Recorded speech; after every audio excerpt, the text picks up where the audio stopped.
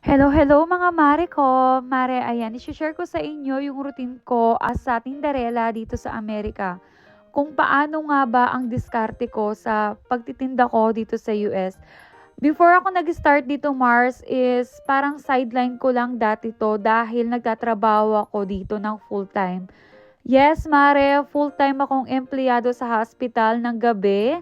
At the same time, pang umaga naman is tinderella ako. Empleyado sa gabi at tinderella sa umaga. Ganun ang diskarte dito, Mare. So, ngayon, right now, is nag-full-time mom na lang ako dahil during my high-risk pregnancy. So, ayan, Mare, kung nakikita nyo ako lagi napaka-active ko ngayon sa page, yung nagpo-post at nagbebenta ng mga items dahil naghahanap tayo ng mga good deals, Mare. Sa tutuusin, Mare, sobrang hirap maghanap ng mga clearance sale na hindi na-offer ko sa inyo. Kaya sa mga nagtataka at nagtatanong bakit full payment lagi yung payment natin, Mare, sabihin ko sa inyo, pasabay fee lang yung nababayaran nyo compare talaga mismo sa original prices nila na napakamahal. Ang mahal, Mare, plus tax pa nababayaran natin. So, ayan, Mare, kung makikita nyo, paglalabas ako, Mare, is kasama ko yung aking jusawa at ang aking dalawang bagets. Ayan, twinnie sila, si Zior tsaka si Zarlet.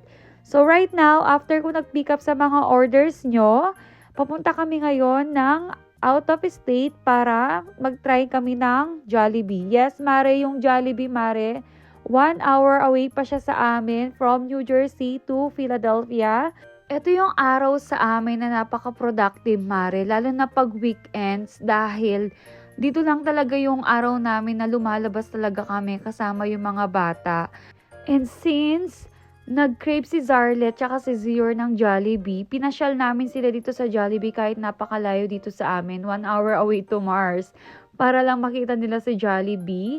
Para naman sa menu nila, Mars, maraming mga difference sa atin. Malaking difference na menu natin sa Jollibee dito tsaka Jollibee sa atin. Dito, Mare, marami silang ino-offer dito na halos mga burger sandwiches. Pero sa atin, Mare, is burger as it is lang yung meron tayo. Pero wala kaming Jolly Hotdog dito, Mars. Alam na mga nasa US na Pinoy-Pinay dyan, mga kababayan natin, kung ano ang Jollibee dito. Ayan, sa mga hindi pa nakakapag-follow sa page, sa Facebook page natin, you can follow Twinit Dresser sa mga gustong mag-reseller. Ayan, open for reseller tayo sa mga naghahanap ng mura at mga good deals na items. Visit kayo sa page natin, Mare. Thank you mga Mare ko.